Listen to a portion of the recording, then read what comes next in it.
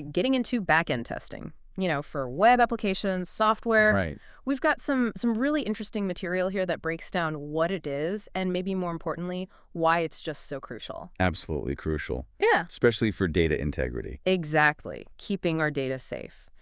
So our mission today is really to dig into the core concepts, understand what backend testing is all about, and, well, why we should care. It sounds good because, we all interact with the front end, the pretty interface. Yeah, the part we see. But the back end. Yeah. That's the engine room. It's where the data lives, gets processed. And back-end testing, well, that's basically checking that engine. We're looking at the server side, the databases. Okay, so let's unpack that. Back-end testing.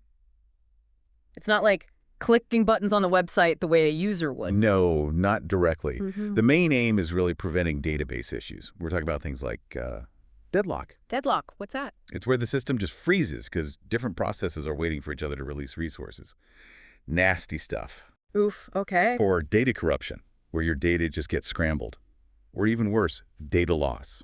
It just disappears. Wow. Okay. Back-end testing is all about catching those potential problems before they happen. It's sometimes just called database testing, which is pretty descriptive. Right. So when I say put my address into an online store, that info goes into a back-end database, like SQL Server, MySQL, Oracle. Exactly those kinds. Yeah. Systems like SQL Server, MySQL, Oracle, DB2, they store vast amounts of data. They organize it usually in tables. Think of them like superpowered spreadsheets. Each row is a record. Gotcha. And if the back end isn't tested properly, well, you can imagine how easily things might go wrong when that data is being saved or fetched or changed. Yeah, like getting someone else's order details. That's definitely a possibility.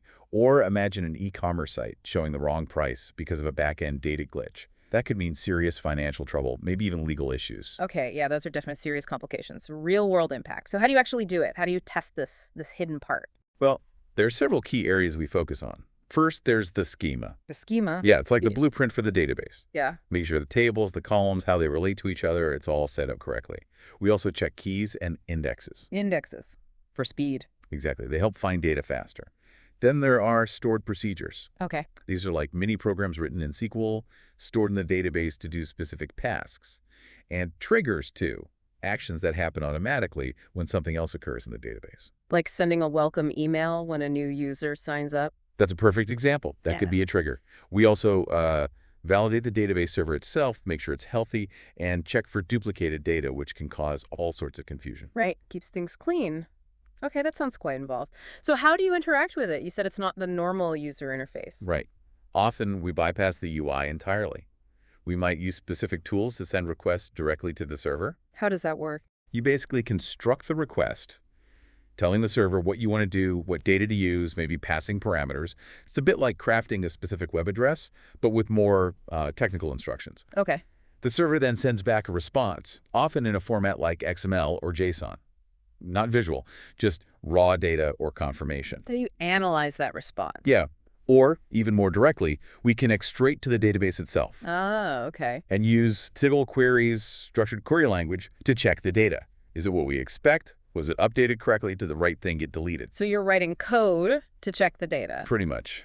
SQL code. Yeah.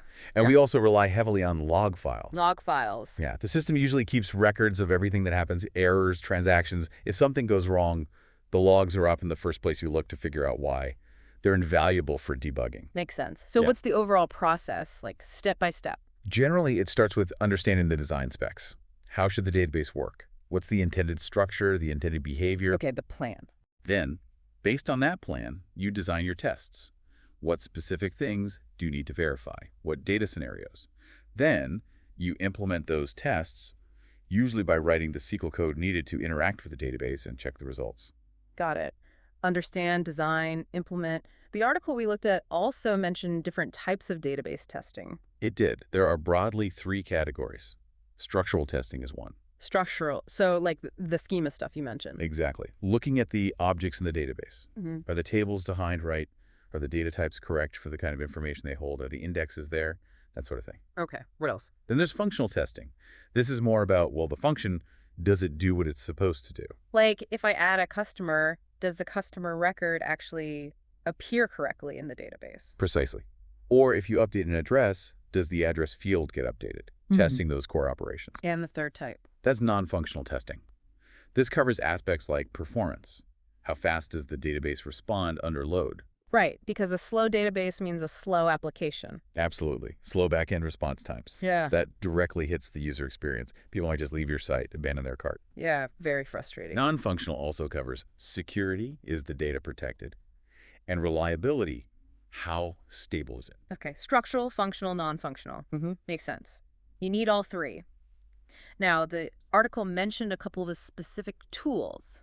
DBVisualizer, what's that one about? Yeah, DBVisualizer. It sounds like a really versatile tool, kind of a Swiss Army knife for databases. Oh, yeah. It's described as a universal database tool, meaning it can connect to lots of different database systems, not just one specific type. Andy. And it's for developers, analysts, DBAs, database administrators, anyone who needs to work with database data. What does it let them do? Key things seem to be writing and running SQL queries, obviously, but also visualizing the data, managing database objects like tables. Apparently, it's super popular, over 5 million downloads worldwide. Okay. It also has features to help optimize your queries, make them run faster. A visual query builder if you don't want to write all the SQL by hand. Drag and drop. Sounds like it. Plus support for running SQL scripts with parameters, formatting your SQL nicely, and even a command line interface for automation. And there's a free version. Yeah, a free version available. And you can try the pro features for free too. Seems quite accessible. And it works across different operating systems. Okay, sounds like a really solid general purpose tool. The other one mentioned was Database Performance Analyzer from SolarWinds. This one sounds more specific. It does. The name gives it away, right? Yeah. Performance Analyzer. Yeah. So while DBVisualizer is maybe more for general interaction and management, this SolarWinds tool is really focused on monitoring and analyzing database performance. For the database admins, mostly. Primarily, yes. Helping them spot performance bottlenecks, figure out why some queries are slow, check the overall health of the database servers. What kind of features does it have? Things like monitoring capacity usage, query performance trends, server health. It apparently offers expert tuning advice, too. Like suggestions on how to fix slow queries. Exactly. Helping pinpoint problems quickly, often in real time. It supports many different database vendors, which is good. And a key point seems to be it's low overhead. It doesn't slow down the databases. It's monitoring. That's important. Yeah. It can analyze deadlocks, look into SQL Server execution details, and monitor databases wherever they are, on-premise, virtualized, cloud, hybrid. Quite flexible. And there's a link if people want to learn more. solarwinds.com/database-performance analyzer. Right. Worth checking out if database performance is your focus. Okay, so having tools like these clearly gives testers a big advantage. The article also talked about the broader advantages of backend testing itself. It said it's not like black box testing. What's the difference there? Yeah, that's a key distinction. In black box testing, you treat the system like, well, a black box. You don't know what's inside. You just provide inputs and check the outputs. Like a typical user. Exactly. Backend testing is more like white box or clear box testing. You can see inside. You have direct access to the database, the structure, the data. So you have much deeper insight. Much deeper. You understand how it's working internally, not just if it's working based on the output. Right, and the article said this gives you full control over test coverage and depth. Precisely. Because you're not limited by what the user interface lets you do. You can go directly to the database and test very specific conditions, edge cases, things that may be impossible to trigger through the front end. So you can be much more thorough. Much more thorough. You have fine-grained control over exactly what parts of the back-end logic and data storage you're testing and how rigorously. And finding bugs early, that came up again. Always a win. Always. Catching a fundamental database structure issue or a data corruption bug early. Way easier and cheaper to fix than finding it after it's potentially messed up lots of real user data in a live system. Definitely. Avoids a lot of pain later. Saves time, money, and reputation, really. Makes sense. Lastly, it mentioned the need for specific skills. You need testers with a strong database background, SQL knowledge. Yeah, that's crucial. It's not something you can just jump into without understanding database concepts, how they're structured, how they work, and without being proficient in SQL to actually query and manipulate the data for testing. It's a specialized area, and there was a link for further reading on Guder99.com for those interested. Right. A good resource for learning more. Okay, so let's sort of wrap this up. This deep dive really highlights that back-end testing isn't just some optional extra. It's fundamental. Absolutely. It's about checking the engine room, the databases, the server-side logic that powers everything we see on the front end. Oh. It's absolutely vital for data integrity, making sure our information is correct, safe, not lost, not corrupted. Couldn't agree more. It involves that direct interaction using SQL, using specialized tools like the ones we mentioned, DBVisualizer, Database Performance Analyzer. Giving testers that deep control to really verify things thoroughly and catch problems early. Exactly. It's the quality control for the foundations of the software. So here's something maybe for you, the listener, to think about. Consider all the apps, all the websites you use every single day. Online banking, social media, shopping sites. All of them rely on backends. Right. And what if those backends weren't tested properly? What if there were undetected errors lurking? How might, data corruption or data loss actually impact your life?